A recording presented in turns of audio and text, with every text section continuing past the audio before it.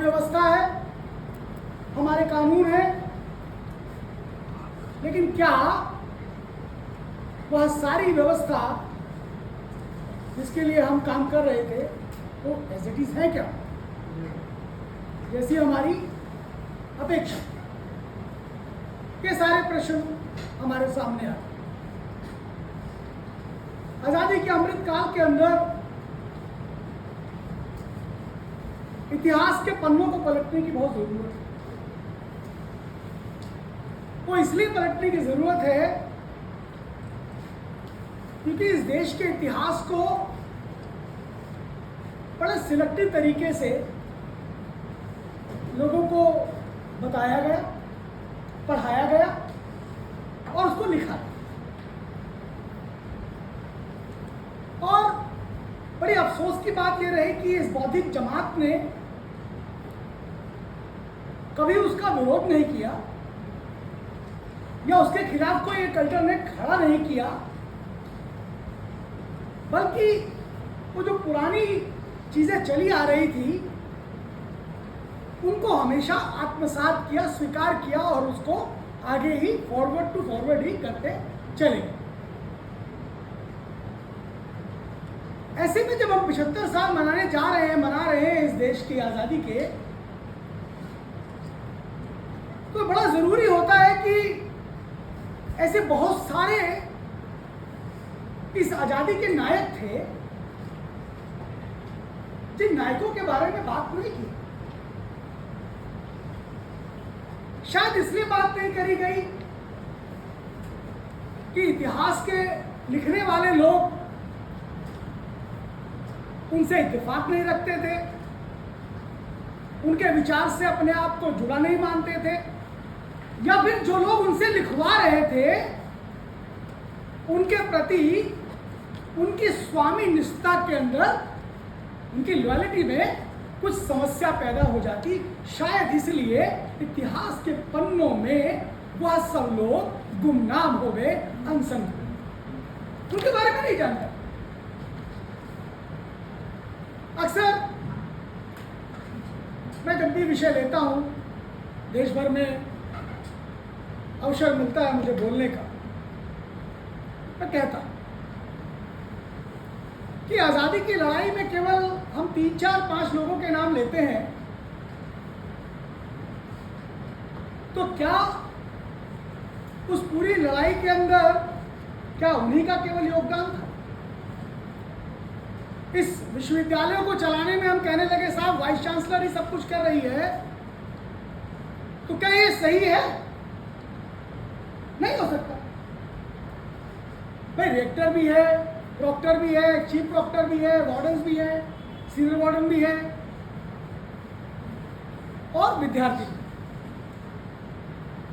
तो सभी का उसमें हिस्सेदारी। लेकिन इतिहास में हुआ क्या? वो जो वाइस चांसलर था उसका इतिहास तो लिख दिया गया, लेकिन चीफ प्रॉक्टर का, रिएक्टर का, वार्डन्स का इतिहास नहीं लिखा। लिखना जरूरी था, लेकिन अंग्रेज बड़े समझदार थे इस बात में। अंग्रेजों ने जो अपने दस्तावेजों को लिखा, अपनी रिपोर्टों को लिखा, उन रिपोर्टों के अंदर वो जरूर लिख दिया, वो जरूर लिख दिया और लिखते हुए उन पर निगरानी करनी शुरू कर। जैसे डॉक्टर हेडगेवार के बारे में शायद ही समाज को इन 10 वर्षों से पहले जानकारी नहीं हो कि आजादी की लड़ाई में उनका भी योगदान था। उनको सिर्फ क्या कहा गया? साहब राष्ट्रीय स्वयंसेवक संघ के संस्थापक ही थे, इतना कहकर के छोड़ दिया। या क्या क्या दिया गया? हिंदू मिलिटेंट ऑर्गेनाइजेशन जो है आरएसएस, या उसके फाउंडर, इतना कहकर छोड़ दिया। लेकिन हमारे भारत के इतिहासकारों ने उनको जगह नहीं दी, लेकिन अंग्रेजों के अपराधियों के दस्तावेजों में उनका नाम था कि वो अनुशीलन समिति के सदस्य थे, नाम था। उनके बारे में जानकारी थी कि असहयोग आंदोलन के अंदर वो जेल गए और जब वापस आए तो मोतीलाल नेहरू जो थे उन्होंने उनके स्वागत में सभा रखी। उसकी रिपोर्टिंग अंग्रेज कर रहे हैं, हमारे लोग नहीं लिख रहे उसको, पर अंग्रेज उसको रिपोर्ट में बना रहे हैं। 30 के अंदर जेल जाते हैं, यह भी आइडेंटिफाई, यह भी पता है जंगल सत्याग्रह नमक सत्याग्रह की तरह ही जंगल सत्याग्रह था नागपुर में, जेल में। लेकिन इतिहास में हुआ क्या कि उनके बारे में बात नहीं की। ये हमारी कोशिश और आपकी कोशिश होनी चाहिए। हम सब अकादमिक जगत के लोग, हमने कोशिश करनी चाहिए, बताना चाहिए इस देश को और इस दुनिया को कि आजादी की लड़ाई केवल 1857 से शुरू नहीं हुई। जब इस देश के अंदर मुस्लिम आक्रांता आए, उस दिन भी इस देश की आवाम खड़ी हुई और इस देश की आवाम ने उनकी मुखालफत की। यह आजादी की लड़ाई कब से शुरू हो गई। हमने अपने धर्म को बचाने के लिए लड़ाई लड़ी और वही जब अंग्रेजी शासन इस देश के अंदर आया तो अंग्रेजी शासन के इस देश में आने के बाद 1857 में ही केवल विद्रोह नहीं हुआ, उससे पहले भी। अभी देश के प्रधानमंत्री ने एक संग्रहालय की घोषणा की। उड़ीसा के नायक, उड़ीसा, इसके बारे में शायद ही लोगों को मालूम, 1817 के अंदर पाइका विद्रोह, हम लोग नहीं जानते, इतिहास की किताबों में बहुत कम होगा, लेकिन महापात्रा जी उसके नेता थे। और ये पहला अंग्रेजी राज के खिलाफ एक आंदोलन था, पहला। लेकिन हमको नहीं मालूम, हम कोई नहीं जानते कि जगबंधु विद्याधर महापात्रा कौन थे, नहीं जानते। हाँ, लेकिन क्योंकि 75 वर्ष आज़ादी के हम सेलिब्रेट कर रहे हैं, देश के प्रधानमंत्री और एक ऐसे विचार की सरकार जो नई नई खोज करने की ओर अग्रसर हो रही है और आप और हम जैसे लोग उस पर सहयोग कर रहे हैं, उसका परिणाम है कि उनके बारे में भी बात होनी शुरू हुई और एक संग्रहालय हमारे सामने आज देश में बना। इसी तरह से 1857 के विद्रोह से पहले 52 से लेकर के 56 के बीच में संथाल परगना के अंदर जनजातियों के द्वारा अंग्रेजों के खिलाफ बड़ा जन आंदोलन खड़ा किया गया, संघर्ष किया गया। उन्हें कहा गया, साहब ये जंगल हमारा है, ये नदी हमारी है, ये जमीन हमारी है, हम काहे के लिए टैक्स दें आपको। तो आजादी के उन पन्नों के अंदर उसको या तो दबा दिया गया और जो बाद के इतिहासकारों ने लिखा उसके बारे में वो उन्होंने कहा इसको छोड़ो, इसको छोड़ो। क्यों छोड़ो? शायद वो जनजातीय समाज में गौरव की गाथा का आभास होता और वह जनजातीय समाज उसको उस पहचान के सहारे उस प्रतीक को बनाता और उस पहचान से जो प्रतीक बनती उसके सहारे शायद वो मोबिलाइज होता और मोबिलाइज होकर के अपने अधिकारों, अपने हक और हुकूक के बारे में लड़ता। इस देश की मुख्य धारा के साथ अपने आप को आज से कई सालों पहले वो कनेक्ट कर लेता, जोड़ लेता। हो सकता था, पर ऐसा नहीं किया। इसी तरह से आजादी की लड़ाई के अंदर 1857 का विद्रोह, क्या हमने कभी सुना कि महावीरी देवी के बारे में? महावीरी देवी के बारे में बहुत कम लोगों ने सुना हो। सहारनपुर के इलाके के अंदर एक वाल्मीकि समाज की महिला जिसका नाम है महावीरी देवी, वो देखती है कि अंग्रेज बड़ा आतंक कर रहे हैं इस देश के अंदर। उसके मन में आता है कि मुझे भी कुछ करना चाहिए। जितनी उसकी क्षमता थी उसके हिसाब से उसने भी अंग्रेजों को मारने का काम किया। बाद में उसको फांसी दी गई, गोली मार दी गई, फांसी चढ़ाई, जो भी किया। आज वहां पर उसको एक देवस्थान के रूप में पूजा करी जाती है सहारनपुर की बेल्ट के अंदर। उसके समाज के लोगों ने उसको एक देवी का रूप बना। हम नहीं जानते। माता दीनभंगी वाल्मीकि समाज का। आजादी की चिंगारी जलाने वाला व्यक्ति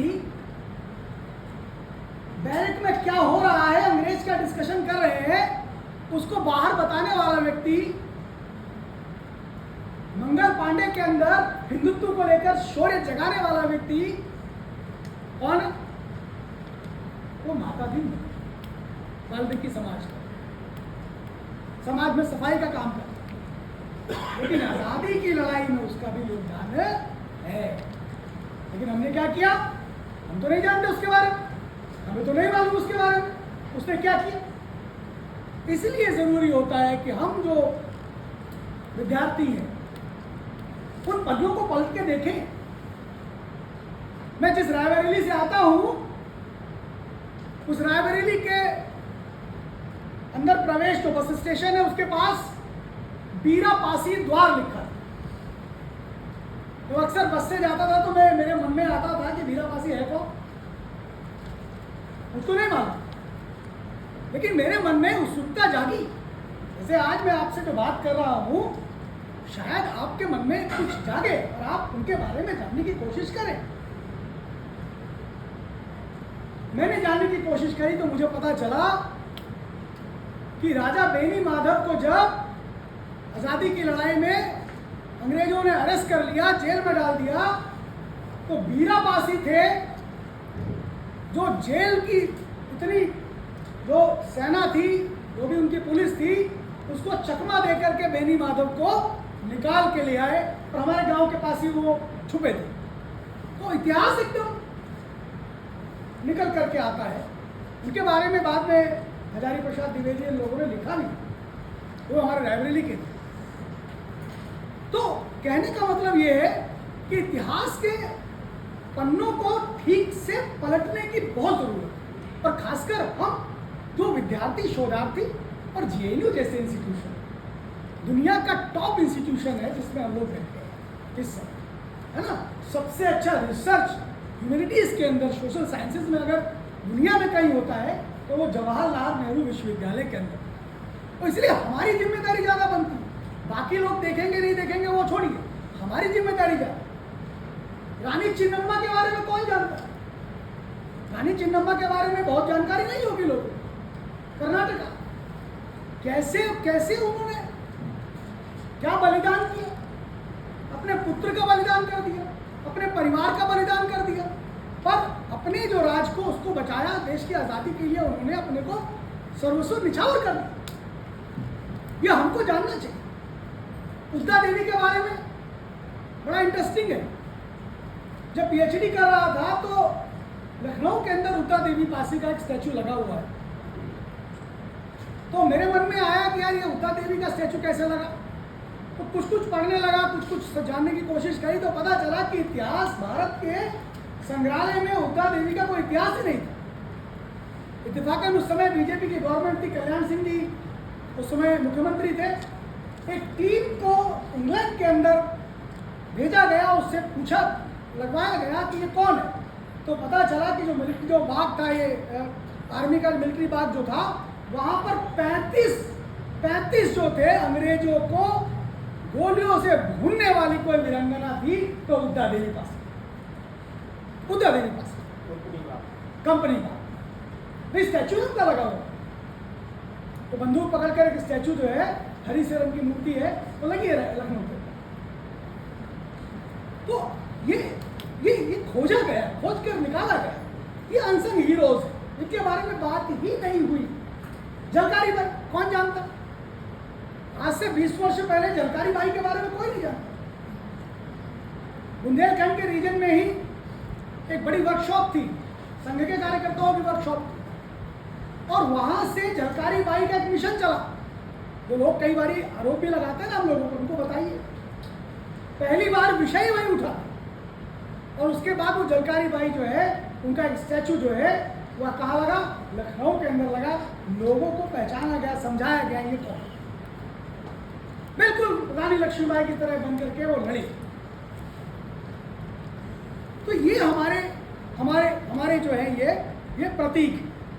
मदारी पासी कौन जानता? गंगू पहलवान, गंगू पहलवान के बारे में किसी को नहीं मालूम। गंगू पहलवान 1857 के विद्रोह के अंदर 200 से ज्यादा अंग्रेजों को मार डाला, 200 से ज्यादा अंग्रेजों को, फौजियों को मार डाला। आप सोचिए, गंगू पहलवान के बारे में किसी को मालूम नहीं। बाद में उनको फांसी दी गई, उनके परिवार तक को वो कर दिया गया।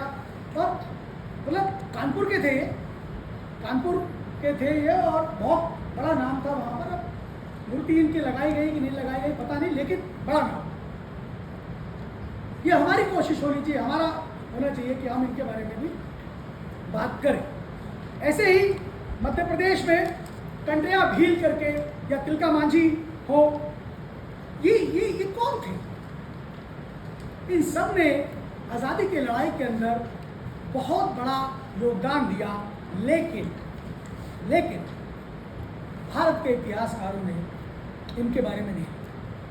उत्तर पूर्व के अंदर रानी गाइदिन्यू को कौन जानता है? जब यहाँ पर जेएनयू के अंदर उनके नाम का एक मार्ग बन रहा था, तो कई बार अनायास ही लोग पूछते, भाई साहब ये कौन है? तो उनको बताना पड़ता था कि अरे भैया ये उत्तर पूर्व में लड़ी है, बहुत लड़ी है। ऐसे ही लंचित वार फूका करके, फूकन करके थे, औरंगजेब के सेनापति को वहां तक बढ़ने नहीं दिया, उसकी सेना को बढ़ने नहीं दिया, लड़े वो। पर हम नहीं जान रहे इनके बारे में। बाबू मंगूराम चौधरी हो, जगलाल चौधरी हो, ये ऐसे बहुत सारे लोग। ऐसे ही जब 42 का आंदोलन हो रहा था इस देश के अंदर, पहली बार ही गांधी करो या मरो का नारा देते, करो या मरो का नारा देते। अब देश के अंदर ये नारा दे दिया गांधी ने। उस समय जो आरएसएस था, संघ था, उसके द्वितीय सरसंघ चालक कौन थे? माधव राव सदाशिव राव गोलवर्क, गुरुजी। विषय गुरुजी के पास आया। गुरुजी ने 2 स्पीचेस दी उस दौरान, जो मैंने लिखा है। एक स्पीच में कहते हैं कि जो लोग गांधी के करो या मरो के नारे का विरोध करते हैं और सरकारी मशीनरी के साथ सहयोग करते हैं, वह देशद्रोही है। एक ये बात। दूसरा, जब उन्होंने देखा कि आंदोलन बड़ा तेजी से चल रहा है और तमिलनाडु के अंदर कुछ स्वयंसेवकों ने वहां ट्रेन उखाड़ दी और पटना के अंदर कुछ स्वयंसेवकों ने तिरंगा लहरा दिया और उन पर गोली चला दी गई। उनका नाम था बालाजी राव रामपुरकर, बेचारा गोली मार दी पटना के अंदर। तब उन्होंने कहा कि अब जो है सभी को इस लड़ाई में कूद जाना चाहिए और देश को स्वतंत्र करना चाहिए। जो आरोप कई बार लगाते हैं ना लोग, हमको बताना चाहिए और आप उससे प्रमाण ले सकते हैं। मैं आपको प्रमाण देता हूं, उसके सब चीज़ों के प्रमाण। किस तारीख में अंग्रेजों ने उसको नोटिफाइड किया, 28 कुछ डेट है अगस्त की, उसको उन्होंने पूरा बताया है। जो एफआईआर लिखी गई है उनके अंदर नाम लिखे, लेकिन इतिहास के अंदर बालाजी रामपुरकर का नाम नहीं है, उनके बारे में लोगों को नहीं मालूम। इसी तरह भैयाजी ढाणी जो है वो जब राजगुरु, सुखदेव और भगत सिंह ये तीनों छुपते हैं, उस समय वो डॉक्टर हेडगेवार के टच में आते हैं। डॉक्टर हेडगेवार किनके यहाँ रुकवाते हैं? वो है भैयाजी ढाणी। उनके यहाँ पर उनको रोका जाता और वहाँ रुकते। वहाँ एक वर्ग है, वर्ग के अंदर वो रुके हुए हैं। और वहाँ ये भी कहा जाता है कि उस वर्ग से बहुत सारे क्रांतिकारियों को प्रशिक्षण भी दिया जाता है। वो गुप्त रहा।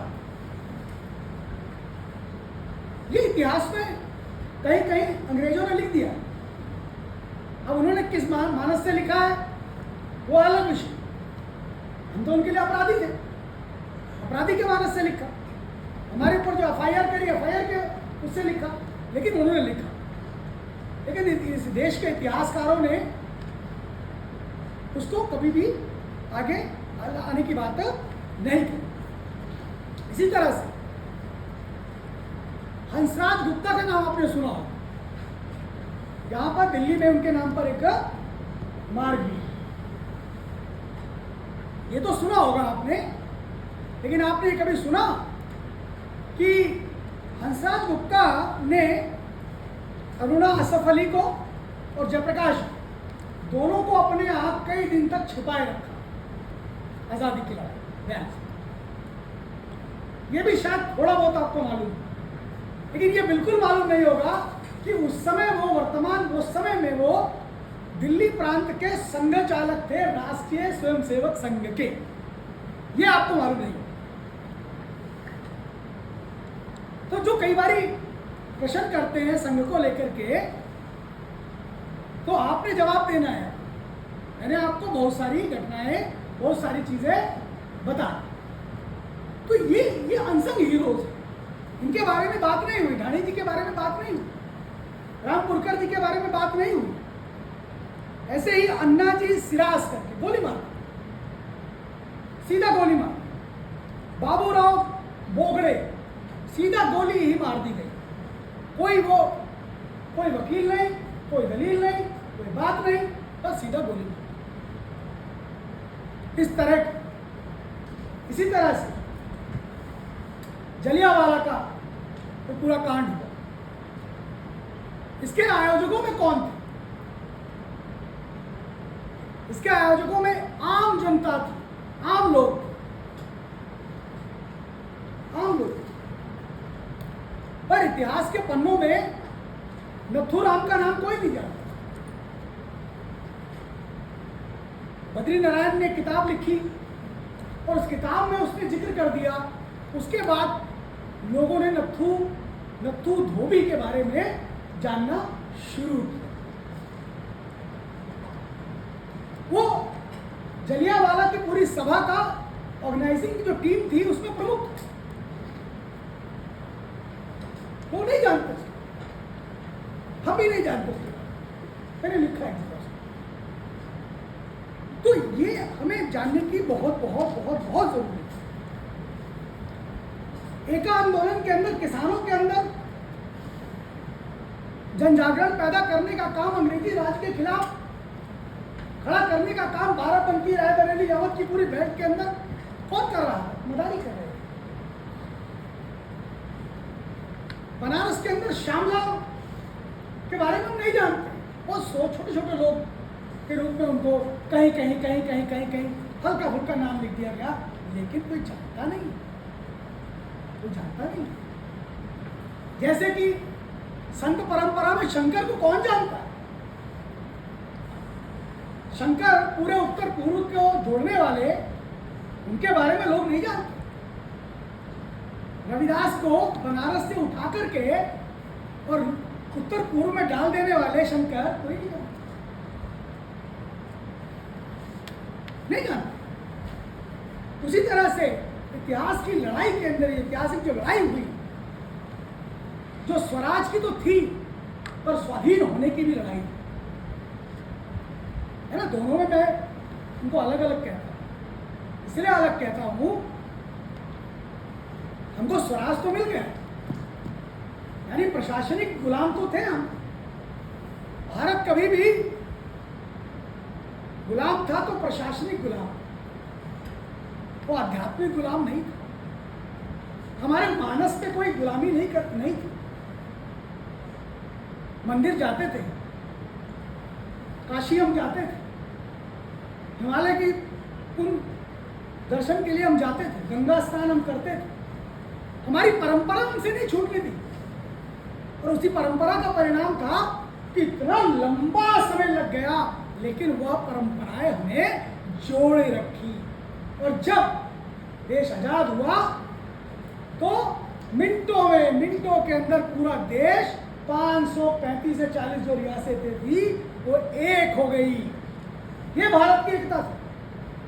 क्यों? भारत राष्ट्र के रूप में जिंदा था, प्रशासनिक रूप से गुलाम था, है ना। तो प्रशासनिक आजादी भी हमने ले ली स्वराज को, लेकिन स्वाधीन कैसे हो? क्योंकि गुलामी भी मैं 3 हिस्सों में बांट कर देखता हूं। एक तो मुस्लिम आक्रांताओं की गुलामी, एक ब्रिटिशर्स की गुलामी, और तीसरी है मानसिक गुलामी। ये जो मानसिक गुलामी है, ये हमको स्वाधीनता से दूर कर दी। आज हम अपने इतिहास के इन पन्नों को नहीं पलट रहे और गिटपिट अंग्रेजी बोलने को सारा का सारा इंटेलिजेंसिया का क्राइटेरिया बना देते। और इसीलिए हम करते क्या है, जब हम अंग्रेजी का प्रयोग करने लगते हैं तो हम एक डेड लैंग्वेज को मंच के सामने रख देते हैं। एक मरी भाषा है,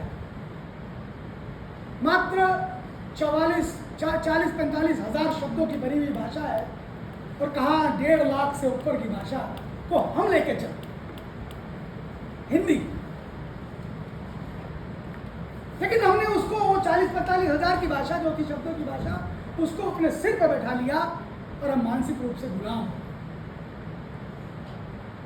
और उसका परिणाम था जो उन्होंने कुछ लिख दिया, उसी को बाद में ट्रांसलेट करके कर दिया। अरे गांधी जी लड़े थे, अरे साहब यही लड़े थे, अरे साहब वही लड़े थे। अरे भाई बड़ी सेना थी पीछे, चोरा चोरी की घटना हुई तो कौन कौन थे? क्या एक आदमी जाकर गया था? क्या नहीं, बहुत सारे लोग। ये देश खड़ा था, इस देश का एक एक मानस खड़ा था।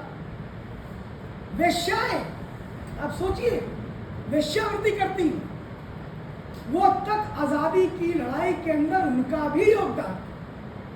किन्नर समाज का, है ना, जो राम जी के एक बार कहने पर अयोध्या के अंदर पूरे 14 वर्ष नहीं गए। शायद आपको पता नहीं हो, जब राम जी अयोध्या से बाहर निकल रहे थे, वनवास के लिए जा रहे थे, तो उनके साथ किन्नर भी साथ गए। तो कहते प्रभु हमें भी साथ ले चलो। उन्होंने कहा नहीं, ऐसे कैसे हो सकता, मुझे कहा गया है जाने के लिए। तो उन्होंने प्रण लिया कि राम जब तक आप नहीं आओगे, जब तक हम भी अयोध्या में नहीं जाएंगे, और बाहरी बसेरे आज भी वो है। उसी तरह आजादी की लड़ाई में गुप्तचर का काम कौन कर रहा था? ये लोग कर रहे हैं। ये आप लोगों के लिए काम है, ढूंढिए, बहुत सारे नाम मिलेंगे, बहुत सारी चीजें मिलेंगी। इनको खोज के लाइए बाहर, इनको निकालिए। आज मैं एक पेपर लिख रहा था, कल छपेगा। मैं कह रहा कि इस देश को अचानक हुआ क्या, तब इस देश के अंदर हम कहने लगे कि साहब, अगर पूजा की पद्धति बदल जाने के कारण से हमारा भाई कोई गैर भाई नहीं हो जाता, हमसे अलग नहीं हो जाता। हम तो क्या कहते हैं, हम तो अद्वैतवादी है ना, तो अद्वैतवाद में विश्वास करते हैं। तो कहते हैं ईश्वर में तो एक ही है, अलग तो है ही नहीं। जो अब्राहमिक फिलोसफी है वो तो हम नहीं मानते ना, वो रिलीजन की बात करता, तो दो की बात करता। हम तो नहीं कहते ना, हम कहते हैं हम तो एक ही। तो हम क्या कहते हैं, एकम सत विपरा बहुधा वदन्ति, सत्य एक है, बताने वाले लोगों ने अलग अलग तरीके से उसको बताया। तो ऐसे देश के अंदर अचानक ऐसा क्या हुआ कि एक रिलीजन के आधार पर, पूजा के आधार पर देश, एक देश से दूसरा देश बन गया। कैसे होगा? तो इतिहास के पन्नों को जब पलट के देखा गया, कल आर्टिकल पढ़ना आएगा, देखता हूं कि कैसे मुस्लिम लीग को बनाते हैं। कौन बनवाते हैं? अंग्रेज बनवाते हैं। कैसे बंगाल विभाजन में जब असफल होते हैं तो कैसे उनको 1909 के अंदर, है ना, उनको सेपरेट इलेक्टोरल सिस्टम देते हैं, कैसे हिंदू महासभा बनती है और 1916 में कैसे कांग्रेस को प्रेशराइज करके कांग्रेस की लीडरशिप से सेपरेट इलेक्टोरल सिस्टम को मान्यता दिला देते हैं, कैसे कर देते। ये बहुत सारी चीजें, ये इतिहास का हिस्सा। और हम लोगों को जो सोशल साइंसेस के लोग हैं, ये तमाम सारी चीजें बारीकी से पढ़ने की जरूरत है, समझने की जरूरत। क्यों जरूरत है? अंबेडकर को लेके आओ। अंबेडकर कहते हैं जिस देश का इतिहास गौरवशाली नहीं होगा, उस देश के युवा शक्ति में या लोगों में कैसे उनके अंदर वो इंस्पिरेशन कहाँ से ले। इसलिए इतिहास जो है हमारा गौरवशाली इतिहास, हम परंपरा में श्रेष्ठ रहे। अभी कल एक डिस्कशन हुई, रात के 1 बजे तक डिस्कशन करते रहे, तो कहने लगे साहब पृथ्वी गोल है, ऐसे चक्कर लगाती है, 1,35,600 ऐसे करके उतरे में चक्कर लगाती है, सब डिस्कशन चल। तो मैंने कहा प्रोफेसर साहब आप जितनी कहानी कर रहे हो, गैलीलियो ने कहा, उसने कहा, उसने कहा, उसने कहा, भारत का ज्योतिष जो है वो तो बहुत पहले से ही बात कह रहा है। भारत के जो लोग हैं वो तो बहुत पहले से ही बात कह रहे हैं, लेकिन इतिहास के पन्नों में हमारी ज्ञान को, हमारी परंपरा को अंग्रेजों के बाद जोड़ा गया, वेस्टर्न के बाद जोड़ा गया, ना कि वेस्टर्न से पहले जोड़ा गया, बल्कि हमारा इतिहास उनसे कई हजारों वर्षों पहले का। हमारी ज्ञान परंपरा उनसे कई हजारों सालों की पहले की है, लेकिन फिर भी आज भी हम पश्चिम के चश्मे से भारत को समझने की बहुत अपराध करने लगते हैं। क्यों? क्योंकि हम मानसिक रूप से आज भी स्वाधीन नहीं है। स्वराज हमें मिल गया है पर हम स्वाधीन नहीं हुए। इन्हीं शब्दों के साथ मैं अपनी वाणी को विराम देता हूँ। भारत माता की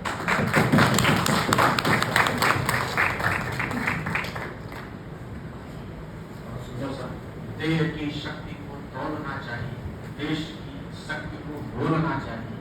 अगर हमारे अस्मिता को कोई ललकारे